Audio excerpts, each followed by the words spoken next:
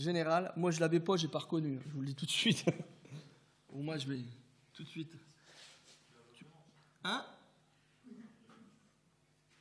Allez.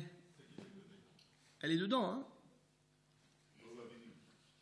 C'est presque ça. C'est presque... T'as presque... Clarisse, arrête, hein. À chaque fois, il y a Clarisse qui met son grain de sel. Alors, mais, félicitations. Alors, le David. Alors, vite fait, hein, j'ai regardé ça un peu. La statue de David, c'est un chef-d'œuvre de qui, d'après vous? Merci Clarisse d'avoir rien dit. Qui a été fait entre 1501 et 1504. Il mesure 4,34 m de hauteur. Et avec son socle, il fait 5,14 m.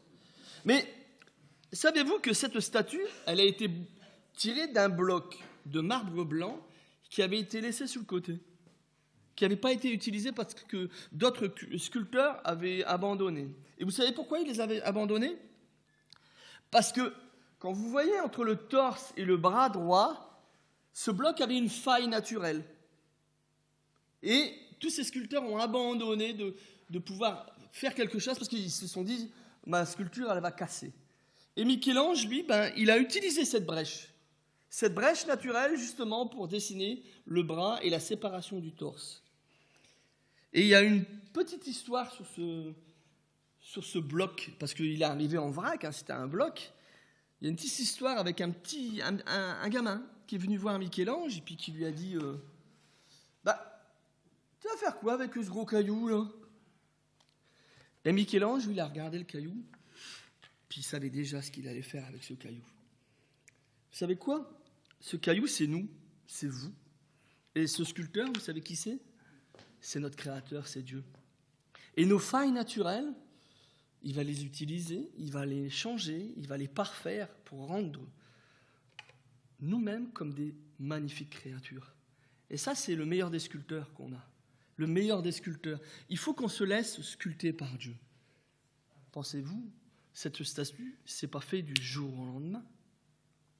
Il a fallu prendre du temps, de la délicatesse, enlever morceau par morceau, se laisser parfaire par Dieu, se laisser changer par Dieu, pour en devenir une magnifique créature.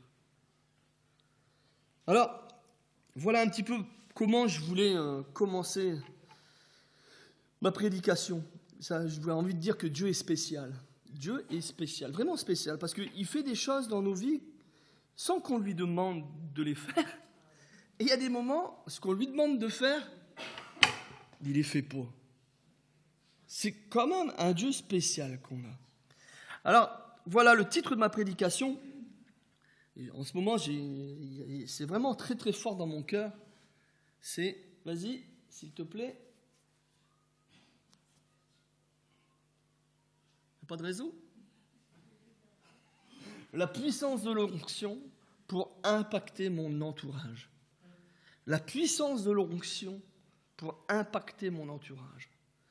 Donc dans 1 Samuel 10, il est dit, Samuel prit une fiole d'huile qu'il versa sur la tête de Saül. Il l'embrassa et dit, l'Éternel t'a désigné par onction pour que tu sois le chef de ton héritage.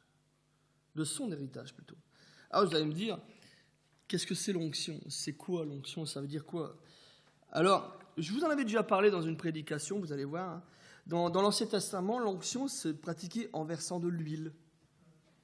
L'huile parfumée sur la tête d'une personne ou un objet pour le consacrer à Dieu, pour le mettre à part.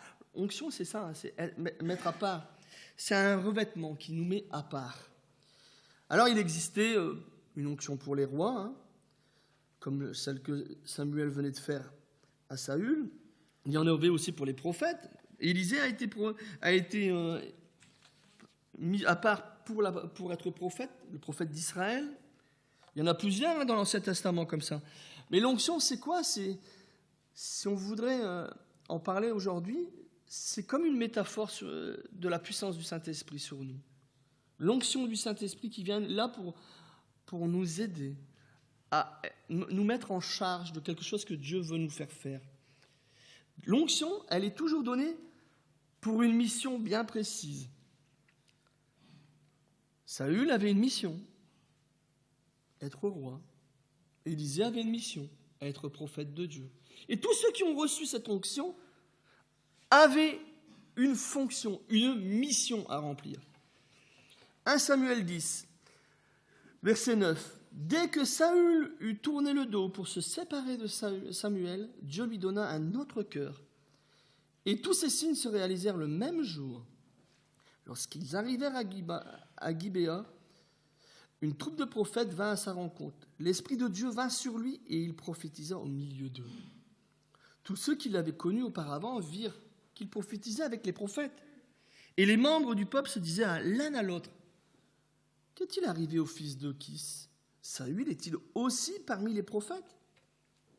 Voilà ce que fait l'onction sur Saül. C'est un changement radical. Il y a quelque chose de nouveau qui se passe. Dans la sensibilité des choses de Dieu, Saül a été transformé complètement. Il prophétise, il annonce la gloire de Dieu. Il annonce le message de Dieu. Et Dieu a fait la même chose. L'onction fait la même chose avec Gédéon, avec Moïse, avec Josué. Toutes ces onctions qui ont été apportées ont été là pour changer, transformer, missionner la personne qui a été sous l'onction. Alors, ce que Dieu met dans votre cœur peut être déroutant. Croyez-moi, ça peut être déroutant quand Dieu vous appelle à faire quelque chose, à entreprendre des choses qui peuvent même choquer votre entourage, déranger votre entourage, bousculer ceux qui sont... qu'est-ce qui lui arrive ? Qu'est-ce qui lui arrive ? Pourquoi il fait ça comme ça ? Pourquoi il change nos habitudes ? Pourquoi il va dans cette direction-là ? Parce que d'habitude, on était là. Il change les choses. L'onction de Dieu, elle est donnée aux hommes et aux femmes pour impacter autour d'eux. Elle est là pour impacter leur vie et à travers leur vie, impacter la vie des autres qui sont autour d'eux. Sinon, quel intérêt de recevoir une onction de Dieu, l'onction du Saint-Esprit, si c'est pour que ça ne se voit pas et si pour qu'il y a quelque chose qui ne change rien. Si c'est pour avoir l'onction pour l'onction, quel intérêt ? Et dites-moi quel intérêt ? Il faut que cette onction amène quelque chose de nouveau. Faire des choses qui ne sont pas faites par d'autres. Des choses que naturellement on ne ferait pas. Mais parce que tu as été revêtu d'une puissance pour une mission que Dieu met à cœur, à ton cœur et qui te demande de faire. Il te demande de le faire. Et tu as beau essayer de te raisonner, tu as beau essayer de calmer cette fougue que tu as reçue dans ton cœur. C'est comme un feu brûlant qui est en toi. Tu as beau essayer de le calmer, de le taire, c'est impossible. C'est dans tes tripes. C'est dans tes tripes et tu ne fais que penser à ça. Tu ne fais que penser à ça. Tu rêves de ça. Ta bouche, elle ne fait que parler de ça. Tes projets ne sont entourés que de ça. Dieu a une mission pour chacun de nous. Chacun de nous. C'est à nous de rentrer dans les plans de Dieu, dans son projet qui a été déjà créé d'avance. Ne croyez pas que Dieu fait des choses parce qu'il s'est ennuyé ce matin et dit tiens, Rebecca, aujourd'hui, je vais lui demander qu'elle fasse ça dans sa vie. Non, avant même que Rebecca soit dans le sein de sa mère, Dieu savait déjà ce qu'il allait faire avec Rebecca. Dieu ne va pas se laisser surprendre par nos vies. Ne croyez pas ça. Tout était déjà préparé d'avance. Tout est préparé d'avance. Et c'est ça qui est merveilleux. C'est que comme c'est préparé d'avance, et comme les plans de Dieu sont des plans de quoi ? De paix et de bonheur, je peux faire confiance à ça. Parce que je ne vais pas me casser la figure avec les plans de Dieu. Avec mes plans, croyez-moi, ça ne va pas aller loin. Mais avec les plans de Dieu, je peux y aller. Je peux y aller. Le problème, parce que bien évidemment, il y en a un. Sinon, ça serait pas cool, comme on dirait. C'est que l'Église d'aujourd'hui, et beaucoup de chrétiens d'aujourd'hui, ont du mal à entendre que Dieu a un plan particulier pour leur vie, mais aussi pour l'Église là où ils sont. Ils y croient pas. Ou alors, en tout cas, ils ont beaucoup de doutes. Parce qu'ils se regardent à eux-mêmes. Vous savez quoi? Leur regard est tourné vers eux-mêmes. Non pas vers celui qui a tout accompli. Non, ils ne regardent pas à lui. Ils regardent à eux-mêmes.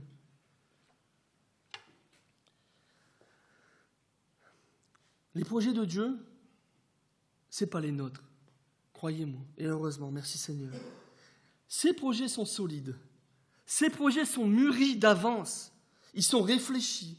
Ils sont fondés de toute éternité. Il suffit simplement de rentrer dedans, dans ces plans, pour les rendre viables. Vous savez, c'est comme si quelque chose qui a déjà été fait, mais il manque cette petite clé. Vous avez beau avoir, je ne sais pas si c'est une belle métaphore, un véhicule magnifique avec toutes les options, super beau. Si vous ne mettez pas la clé pour démarrer, elle sera toujours belle, toujours les options, mais elle va rester garée. Elle va rester garée. Et Dieu veut que nous soyons la clé. Il dit, Michel, tu sais quoi, j'ai ça pour toi. Je veux faire ça avec toi, mais maintenant, le projet y est fait, tu te bouges.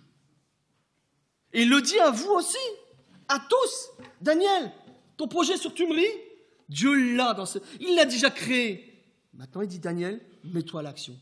Entoure-toi et mets-toi à l'action. Et si tu rentres dans ce plan, comme tu le fais de plein fouet, Dieu va te bénir abondamment parce que tu auras obéi au plan de Dieu.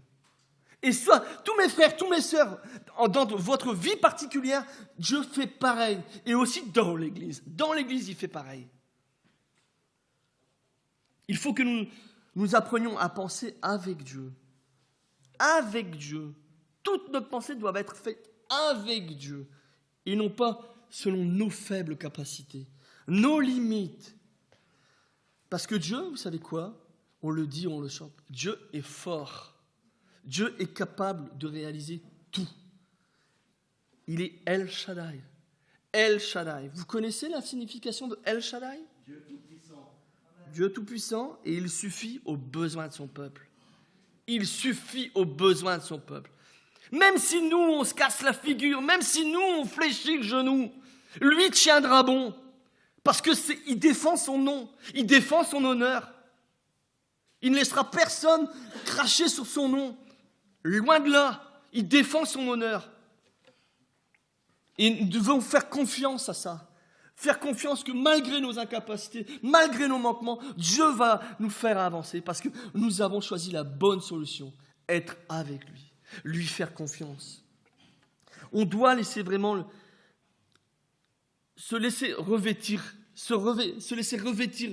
de l'onction de Dieu, de la puissance qu'il veut nous apporter, de laisser le Saint-Esprit nous changer, afin qu'on puisse obéir pleinement à Dieu. Je suis désolé de le dire, je sais que je vais déranger, mais bon, c'est comme ça. Je pense que aussi ça, c'est ma mission. C'est que on peut bien vivre une vie de chrétien, toute une vie de chrétien, sans avoir la présence de l'Esprit dans notre vie. Sans avoir la présence de l'Esprit dans notre vie. Avec une connaissance biblique, mais plein les poches. Je suis peut-être capable même de réciter des versets bibliques au taquet. Mais si je n'ai pas l'onction de Dieu, si je ne sais pas vivre avec le Saint-Esprit dans ma vie, je me suis complètement planté. Complètement planté. La connaissance, c'est pas ça qui sauve. Jésus nous appelle à faire bien d'autres choses. Vous savez, je l'ai dit la semaine dernière, il me semble, ou la dernière prédication, ça me fait penser à ces vierges folles qui se sont entendues dire, je vous le dis en vérité, c'est terrible, je ne vous connais pas. C'est pas, je vous le dis en vérité, vous êtes plantés. Non, je ne vous connais pas. Mais comment ça doit être affreux d'entendre ça, d'avoir mis ta vie, consacré ta vie. Je l'ai dit la fois dernière, c'est pas des prostituées, hein, c'est des vierges qui se sont gardées. Mais parce qu'il n'y avait pas l'huile. Parce qu'il n'y avait pas le Saint-Esprit dans leur vie. Je ne vous connais pas.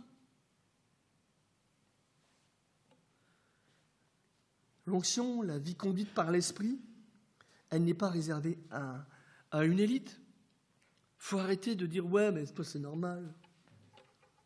Toi, tu fais ça, t'es ancien, t'as été Gédéon. » Non, il faut arrêter. Il faut arrêter avec ça. Vous croyez que les clous qui ont été enfoncés dans les mains de Jésus et dans ses pieds, il y a eu plus de clous pour Michel que pour vous? Il faut arrêter avec ça. On a été aimés du même amour. Hein. Jésus n'a pas passé une fois sur la croix pour Michel, et une demi-fois pour un autre. Hein. On a été aimés du même amour. Du même amour. Et pourquoi moi je mériterais mieux que les autres? Pourquoi? Faut arrêter. Acte 1, verset 8. Mais vous recevrez une puissance lorsque le Saint-Esprit viendra sur vous.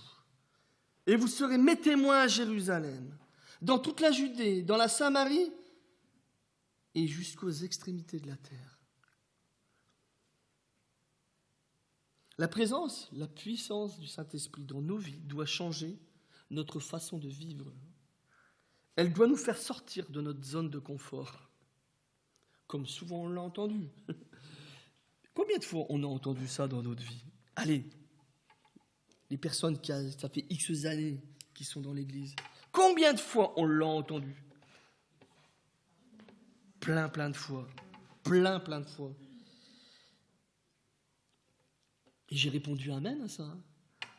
Mais combien d'années en arrière, qu'est-ce que j'en ai fait? Qu'est-ce que j'en ai fait? Qu'est-ce que vous en avez fait? C'est des questions qu'il faut... Je sais que c'est des questions qui dérangent, mais il faut se poser des vraies questions. Moi, j'ai pas envie d'arriver, puis qu'on me dit « Je vous ai jamais connu ». Moi, ça me fait peur. J'ai peur de... Seigneur, mais donne-moi d'être comme toi tu veux que je sois. Donne-moi de faire ce que toi tu veux que je fasse, mais d'arrêter de faire ce que moi je veux faire. On n'a pas toujours envie de faire les choses de Dieu, hein? Lisons un peu Josué, chapitre 6, versets 1 à 5. Jéricho était barré et barricadé à cause des Israélites. Personne ne sortait et personne n'entrait. L'Éternel dit à Josué, « Vois, je livre entre tes mains Jéricho et son roi, les vaillants guerriers. Vous ferez le tour de la ville, tous les hommes de guerre, vous tournerez autour de la ville une fois. Tu feras ainsi pendant 6 jours. 7 sacrificateurs porteront 7 corps de bélier devant l'arche. Le 7e jour, vous ferez 7 fois le tour de la ville, et les sacrificateurs sonneront du corps. Quand on fera retentir la corne de bélier, quand vous entendrez le son du corps, tout le peuple poussera une grande clameur. Alors le rempart de la ville s'écroulera sur lui-même, et le peuple montera, chacun devant soi. » On le lit, on la connaît tous, cette histoire. Mais si l'Esprit de Dieu n'est pas en toi, si tu ne te laisses pas conduire par un Saint-Esprit à ces moments-là, comment tu fais pour exécuter un tel ordre? Comment tu fais? Faire le tour de la ville pendant 6 jours.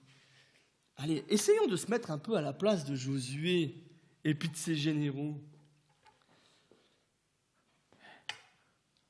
Quand même y aller. Hein. Les doutes. Hein. Non, vous ne douteriez pas si je vous dirais Seigneur m'a parlé, on va faire le tour de Hénin une fois pendant 6 jours, puis le 7e jour, on va crier. Vous allez voir, on va gagner la ville.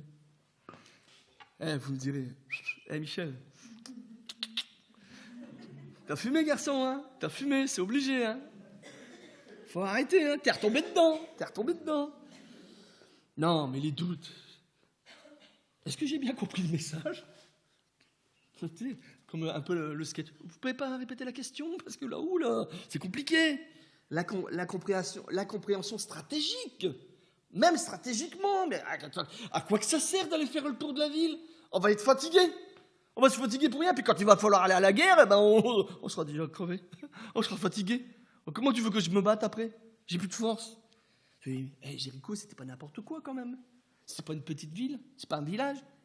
Puis je vous rappelle qu'en Israël, il y a le cagnard. Puis il n'y a pas de l'enrobé tout autour. Hein. Il faut remettre tout ça dans sa tête, de dire waouh!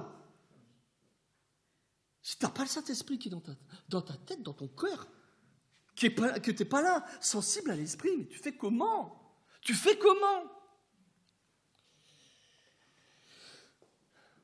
Mais Josué et son entourage, eux, ont écouté, non pas leur raisonnement, leur peur, leur doute, leur incompréhension, mais ils ont écouté ce que Dieu disait.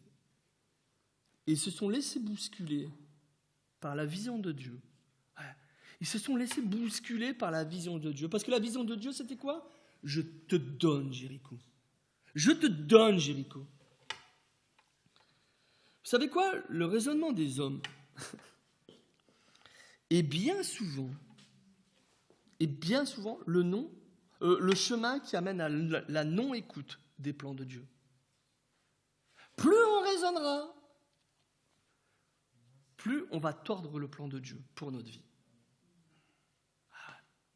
Parce que vous savez pourquoi? Parce qu'on est tout petit dans notre tête. On n'a pas de grand plan, on est petit. On est petit et on se laisse bouffer par notre raisonnement, par notre petitesse.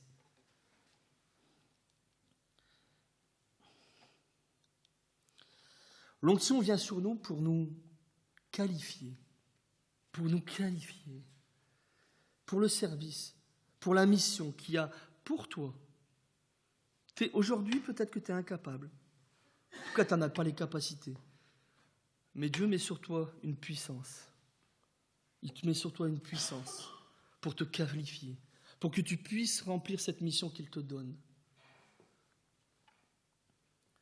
Je vous rappelle un petit exemple, hein. Moïse, il était incapable de parler tellement il bégayait.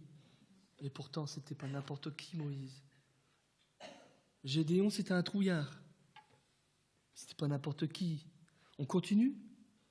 On peut continuer si vous voulez. Hein. On doit remplir l'appel de Dieu dans nos vies. C'est important, c'est vraiment quelque chose. Quand il te met à cœur quelque chose, remplis-le. Et une église locale qui ne grandit pas, une église locale qui ne grandit, je le dis, vous pourrez me jeter les pierres après, mais tant pis, je le dis parce que j'ai envie de le dire. Une église locale qui ne grandit pas, c'est une église qui paye, entre guillemets, les conséquences de son manque d'activité à l'extérieur. On n'est pas appelé à se laisser enfermer sur nous-mêmes. C'est pas les ordres de Jésus, c'est pas vrai, c'est pas possible. On n'est pas appelé à ça. Parce qu'elle ne rentre pas dans la vision que Dieu lui a donnée. Elle ne rentre pas dans cette vision. Elle ne fait que vivoter. Elle se fait plaisir. Oh, on a un baptême ou deux tous les 3 ans. Tiens, il y a une nouvelle tête aujourd'hui. On n'est pas appelé à ça. On n'est pas appelé à ça. Vous savez, c'est comme lancer une voiture à pleine vitesse. Puis tout d'un coup, plus de carburant, panne de batterie. Alors la voiture, vous savez ce qu'elle va faire? Elle va continuer à rouler. Mais arrivé à un moment, ce qui va se passer, c'est qu'elle va perdre de la vitesse. Jusqu'au moment où, vous savez quoi? Elle va devoir s'arrêter sur la bande d'arrêt d'urgence. Elle va devoir s'arrêter sur la bande d'arrêt d'urgence. Parce qu'il n'y a plus rien. Il n'y a plus rien. Il n'y a plus de carburant.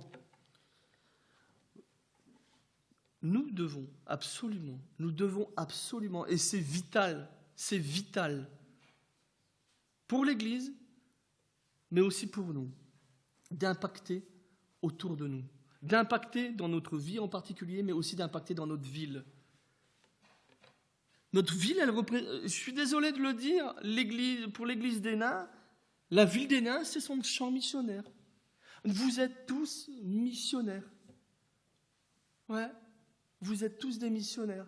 Il n'y a pas besoin de mettre un tampon sur une feuille A4 pour dire voilà. Non, vous êtes tous des missionnaires.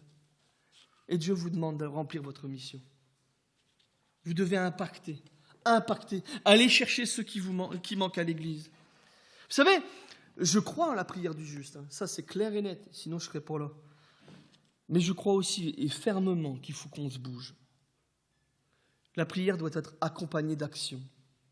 Sans action de notre part, l'Église des Nains, même malgré le pasteur qui y sera, même avec la vigueur de certains, si elle ne fait rien, elle fera comme beaucoup d'églises. Elle vivotera et un jour ou l'autre, elle finira par fermer. Ou alors il y aura 3 ou 4 chrétiens fidèles jusqu'à la mort à attendre que ça se passe, que le Seigneur revienne. C'est pas le but, c'est pas la mission de l'Église. C'est pas en tout cas, moi, dans mon cœur, c'est pas la mission que Dieu donne à l'Église locale des Nains-Beaumont. C'est pas ça du tout. L'Église a besoin de sortir de ses murs. Et c'est pas réservé à un. Vous avez vu, j'ai dit l'Église. J'ai pas dit le pasteur, les anciens. J'ai dit l'Église. L'Église. Et je le répète, l'Église. C'est trop facile de mettre la responsabilité sur notre pasteur, de dire il est pasteur, il doit tout faire. Mais c'est trop facile, ça. C'est trop facile. Et même pour les anciens, c'est trop facile. Je vous l'ai dit tout à l'heure, on a tous été rachetés à la même croix. Tous. Tous autant qu'on est là. Un homme d'onction fait ce que Dieu dit et ce que Dieu veut, et non pas ce qu'il voudrait lui. Ça, c'est une personne qui a reçu l'onction. Je vais vous donner un témoignage d'une œuvre missionnaire au Sénégal. C'est l'œuvre missionnaire de la porte ouverte de Mulhouse. Mais quand j'ai écouté ce témoignage, je dis, mais Seigneur, qu'est-ce que c'est bon d'entendre des témoignages comme ça. C'est un couple qui sont dans cette église à porte ouverte. Et le frère, c'est un responsable d'entreprise. Et il travaille, il cravache jusqu'au... Vous savez, à force de travail, la fatigue, elle arrive. Et il a eu un burn-out, dû à son stress et à ses responsabilités. Donc leur médecin leur a dit, écoutez, vous savez ce que vous allez faire, il faut absolument que vous vous arrêtiez, que vous alliez en vacances, profiter un petit peu de vous. Donc c'est comme ça qu'ils se sont retrouvés au Sénégal. Ils sont partis au Sénégal. Et le premier jour du Sénégal, là où ils pensaient vraiment profiter du soleil, rien faire, se faire servir, c'est tellement bon. Et ce couple n'était même pas responsable dans l'église. Ils n'avaient aucune responsabilité. C'était des frères et des sœurs comme vous et moi. Mais ils savaient qu'ils étaient sauvés pour servir. Ça, c'était une certitude. Ils attendaient que le Seigneur mette les choses en route. Alors, le premier jour, ils vont sur la plage pour profiter du soleil. Et là, il y a un vendeur, je ne sais pas si vous avez déjà été à l'étranger, il y a un vendeur qui arrive pour vendre quelque chose. Et ils sont assez teigneux, hein. Il lâche rien. Il faut absolument... Alors le vendeur, il accoste le frère et puis il insiste. Et le frère, à un moment, il dit écoute, je suis désolé, mais là, on voudrait se reposer, on est fatigué, on voudrait profiter du soleil et tout. Et ce vendeur lui répond, mais d'une spontanéité, c'était dur, hein. Mais si personne m'achète quelque chose, comment moi je vais vivre? Il lui répond ça du tac au tac. Et là, ce frère, il est interpellé, il se lève, et il dit, tu sais ce que je vais faire? Je vais prier pour toi. Est-ce que tu es d'accord pour que je prie pour toi et que tu vois l'œuvre de Dieu dans ta vie? Est-ce que tu veux ça? Alors le gars, il est un peu perturbé. Il n'avait pas entendu, surtout au Sénégal, c'est pas tous des chrétiens, hein, là-bas. Un peu perturbé, donc il dit, ouais, je veux bien que tu pries pour moi. Alors le frère, il prie pour lui, puis il dit, maintenant, vas-y. Ce vendeur est parti, continue sur la plage. 2 heures après, ce monsieur revient avec un copain, un gars qui l'accompagne, et il dit au frère, j'ai vendu plus en 2 heures qu'en 2 mois. Il était vraiment, mais comment, qu'est-ce qui m'est arrivé, qu'est-ce que c'est? Dieu a béni abondamment. Il dit, est-ce que tu penses que ce que Dieu a fait pour moi, maintenant, il peut le faire pour ce monsieur? Ce monsieur qui l'accompagnait, c'était un monsieur qui était couvert de plaies et qui n'arrivait pas à cicatriser. Il n'arrivait pas à cicatriser ses plaies. Le frère, il dit, il n'y a pas de problème, ça ne vient pas de moi, ça vient de Dieu. On va prier pour toi. Il a prié pour ce frère. Le soir même, cet homme était guéri. Le soir même, toutes ses plaies étaient guéries. Et vous savez quoi? C'est 15 jours de vacances. Pour ces frères qui étaient fatigués de leur responsabilité, qui ne voulaient que prendre du repos, un peu de soleil. Vous savez ce qui s'est passé pendant les 15 jours de vacances? Ils n'ont fait que de se promener de case en case pour prier pour les malades, pour chasser des démons et pour bénir les gens qui voulaient accepter la parole de Dieu. Et c'est comme ça que l'œuvre missionnaire au Sénégal a commencé. Parce qu'il y a eu 2 personnes qui se sont dit « Je veux m'oublier et je veux laisser faire le Seigneur dans ma vie. » Ah ouais. Je veux m'oublier. Ouais, je suis fatigué. Ouais, j'ai envie de profiter. En plus, je l'ai payé le voyage. On me l'a pas. Parce que c'est traitement favorable, je l'ai payé, j'ai envie de profiter. Non, je m'oublie. Que ton règne vienne. Parce que c'est facile de chanter que ton règne vienne. Mais il faut se bouger pour qu'il vienne, le règne. Ouais, ils se sont oubliés. Et ils ont passé 15 jours. Et voilà comment l'œuvre missionnaire a attaqué. Être à l'écoute et croire que Dieu nous interpelle pour impacter notre entourage. Ça change notre façon de voir, d'agir. Et ça nous pousse à aller au-delà de nos conceptions des choses. Au-delà de nos conceptions des choses. Et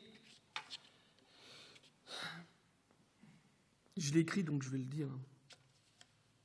Si ce n'est pas le cas, si en réalité tu te trouves bien que de rester sur ton siège dimanche après dimanche, et que l'état du monde, l'état des gens qui sont autour de toi, ça ne te touche pas, ça ne te fait pas pleurer au fond de toi-même, mais mon frère, ma soeur, pose-toi vraiment une question de fond, mais vraiment dans tes tripes. Pose-toi vraiment une question de fond dans tes tripes et te dire, mais est-ce que je suis vraiment né de nouveau ? Est-ce que je suis vraiment né de nouveau ? Parce que de voir tous ces gens qui sont là, si l'évangile ne vient pas à leur vie, si l'évangile ne vient pas à leurs oreilles, à leur cœur, mais ils sont destinés tous, où aller ? Où vont-ils ? Mettez-vous ça bien dans la tête. C'est pas un joug que je veux mettre sur votre tête, loin de là, loin de là. J'ai pas le droit de faire ça. Mais je vous rappelle vos responsabilités. Je vous rappelle vos responsabilités. Quel que soit ton âge, que tu sois jeune ou âgé, le Seigneur te demande personnellement d'agir. Quel que soit ton âge, il te demande de rentrer dans la mission qu'il a pour toi, en tant que personne, mais aussi en tant qu'Église, de rentrer dans la mission de l'Église. Et il n'y a pas d'excuse à avoir. Je suis désolé, ça marche avec qui vous voulez, mais il n'y a pas d'excuse à avoir. En tout cas, vous essayerez de vous excuser devant le Seigneur. Hein. Peut-être que devant Michel, ça passera, mais devant le Seigneur, vous vous débrouillerez avec. Hein. Si tu ne peux pas trop agir physiquement, à cause de ta santé, à cause de ton emploi du temps, à cause des enfants, je veux bien l'entendre, alors prie. Passe du temps dans la prière, garde-toi du temps. Ouais, je ne peux pas y aller, j'ai mal au guibole, puis je commence à être âgé, et puis voilà, je ne sais pas parler. Ok, je peux bien l'entendre. Alors prends ta responsabilité. Prie pour ceux qui vont sur le terrain. Prie pour ceux qui vont sur le terrain. Prie pour l'Église. Prie qu'il y ait une onction puissante qui tombe sur l'Église, pour que l'Église grandisse, pour que le nom de Dieu soit glorifié à travers les rues, qu'il y ait des gens qui viennent s'abandonner à Dieu. Prie pour ça. Il n'y a pas de personne inutile. Il n'y a aucune personne qui est inutile dans l'Église. Aucune.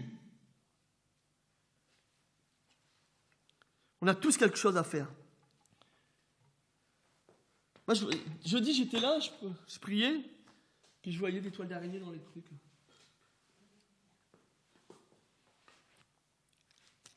Alors, on pourrait se dire, c'est pas normal, hein ?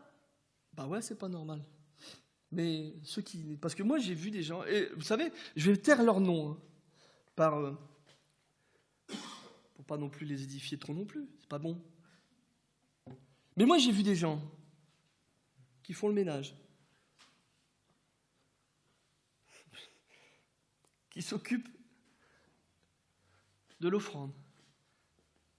Dès qu'il y a quelque chose à faire, ils y vont. Tu te dis, voilà, j'aimerais qu'il y ait quelque chose de plus à faire. Et hop, c'est encore elle. Ou c'est encore lui. C'est pas toujours les mêmes personnes qui doivent travailler.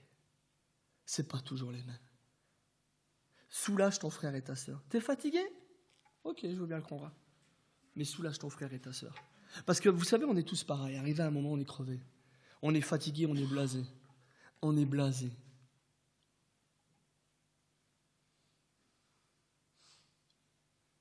Il ne faut pas qu'on soit une église de consommateurs. Et tant que l'église de Hénin Beaumont n'aura pas compris ça,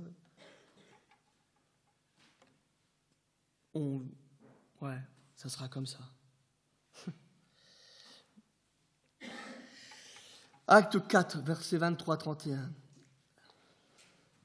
Après avoir été relâchés, ils allèrent vers les leurs et racontèrent tout ce que les principaux sacrificateurs et les anciens leur avaient dit.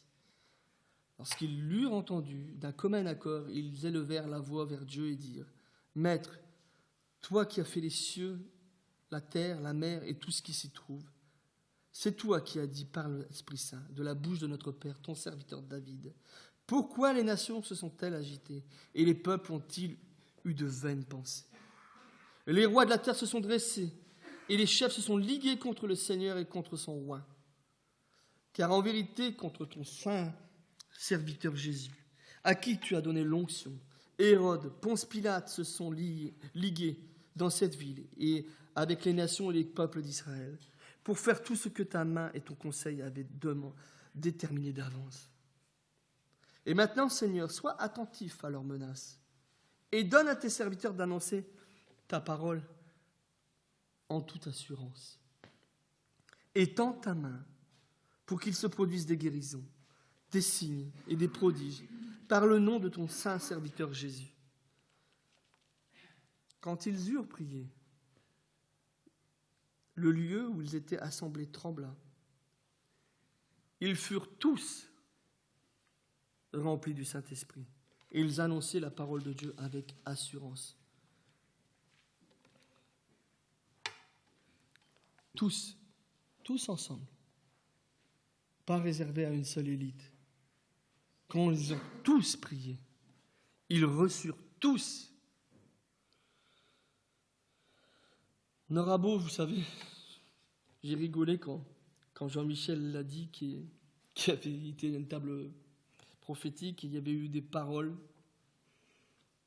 Ça m'a fait rigoler parce que je me suis dit, on aura tous, je l'ai écrit là, je ne peux pas mentir, on aura beau accueillir tous les prophètes du monde entier, on aura beau avoir toutes les prophéties, les paroles de connaissance, la parole de Dieu est claire.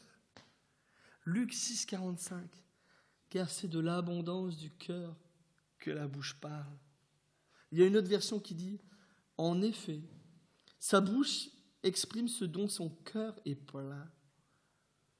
Alors c'est facile la transition pour moi. Je glisse tout seul. De quoi ton cœur est rempli ? De quoi ton cœur est rempli ? De reconnaissance, d'amour pour le Seigneur ? Ça, j'en doute pas. Ça, j'en doute pas, mes frères et mes sœurs. J'en doute pas. Je ne remets pas en question votre amour pour Dieu. Mais loin de là, je ne me permettrai jamais de faire ça. Jamais. Je sais tous que vous aimez énormément Jésus. Je le sais. Mais ma question, c'est, qu'en est-il de ta compassion ? Qu'en est-il de ta compassion ? De ton amour pour tous ceux qui se perdent ? Pour ton service ? Ta responsabilité d'enfant de Dieu ? Moi, j'ai on va me dire, peut-être un visionnaire, je ne sais pas. Pourquoi pas ? En tout cas, si Dieu veut que je sois comme ça, qu'il me bénisse abondamment. Moi, j'ai soif de voir cette église se remplir de nouvelles âmes, de nouvelles naissances, de voir des nouvelles naissances, des gens qui s'écroulent, qui pleurent sur leurs péchés, qui reconnaissent Jésus. Moi, j'ai soif de voir ça. De voir de la joie ensemble, d'être tellement heureux d'être ensemble, de partager le même espoir, cette même foi. On est tous rachetés à un grand prix, celui du sang de Jésus. Moi, je veux rentrer dans la mission que Dieu me confie, qu'il vous confie aussi, celle pour laquelle il l'a accepté. Il a accepté de se laisser mourir sur la croix. Moi, j'aimerais tellement vous faire comprendre, éveiller un zèle nouveau, éveiller quelque chose de nouveau, comme un embrasement qui vient sur vous. Vous faire croire que c'est pas le contenu d'une prédication comme une autre prédication. C'est pas ça du tout. C'est pas le cœur du prédicateur, non. C'est ce que Dieu vous demande, ce que Dieu vous chuchote à votre cœur, ce qu'il veut faire avec vous. Il suffit simplement de répondre à son appel, de répondre à ce qu'il veut pour vous, de rentrer dans la vision d'une église fleurissante et grandissante, une église qui déborde de chaque côté, qui va saisir les territoires, qui va conquérir tout ce que et il faut le dire, tout ce que le diable et les démons ont acquis par faute de ce que l'Église a laissé faire. Moi, je refuse. Je refuse catégoriquement de laisser faire le diable. Je refuse catégoriquement. Et je ne veux pas me contenter de peu. Je ne veux pas me gratifier de ma présence à l'Église, de ma fidélité de chrétienté. Et je ne veux pas de ça. Moi, je veux répondre pleinement à ce que je suis en Christ. Je veux répondre pleinement à ce que je suis en Christ. Un enfant racheté et avec des plans préparés d'avance. Je veux remplir ma mission, être en réponse aux demandes de Jésus pour ma vie. Alors je sais qu'il y en a beaucoup ici qui veulent le faire. Et je réponds Amen. Et action. Action. On doit être unis tous dans le même objectif. Il y a toujours ce frère Stanislas qui disait « Nous sommes sauvés pour servir. » Sauvés pour servir. Est-ce qu'on a compris ça? Est-ce qu'on a vraiment compris qu'on est sauvés pour servir? Cette formule, elle devrait être répétée dans notre cœur, gravée comme un disque rayé. Nous devons nous revêtir par la foi de ce que Dieu a mis sur nous. Acte 1:8. Mais vous recevrez une puissance lorsque le Saint-Esprit viendra sur vous, et vous serez mes témoins à Jérusalem, dans toute la Judée, dans la Samarie et jusqu'aux extrémités de la terre. Et encore une fois, je vous le dis, je suis désolé de vous l'annoncer, mais Jésus considère la ville d'Hénin-Beaumont comme les extrémités de la terre. Ah ouais. Elle est l'extrémité de la terre pour Jésus. Donc, rentrons dans ça. Marc 16, 17, 18. Voici les signes qui accompagneront ceux qui auront cru. En mon nom, ils chasseront les démons. Ils parleront de nouvelles langues. Ils saisiront des serpents. S'ils boivent quelque breuvage mortel, il ne leur fera point de mal. Ils imposeront les mains aux malades et ceux-ci seront guéris. Amen. C'est un vaste programme. Ça, c'est certain. Mais vous savez quoi? Il ne peut se réaliser simplement qu'en se bougeant de sa chaise. Lève-toi. Lève-toi. Et je vais finir avec Jean 14, 12, 15. En vérité, je vous le dis, celui qui croit en moi fera, lui aussi, les œuvres que moi j'ai faites. Et il en fera de plus grandes. C'est pas Michel Leroux qui l'a dit, c'est Jésus. Parce que je m'en vais vers le Père, et tout ce que vous demanderez en mon nom, je le ferai, afin que le Père soit glorifié dans le Fils. Si vous demandez quelque chose en mon nom, je le ferai. Si vous m'aimez, et là c'est important, à la fin, si vous m'aimez, vous garderez mes commandements. Vous garderez mes commandements.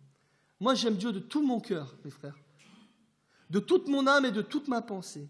Et je veux garder ses commandements. Je veux garder ses commandements.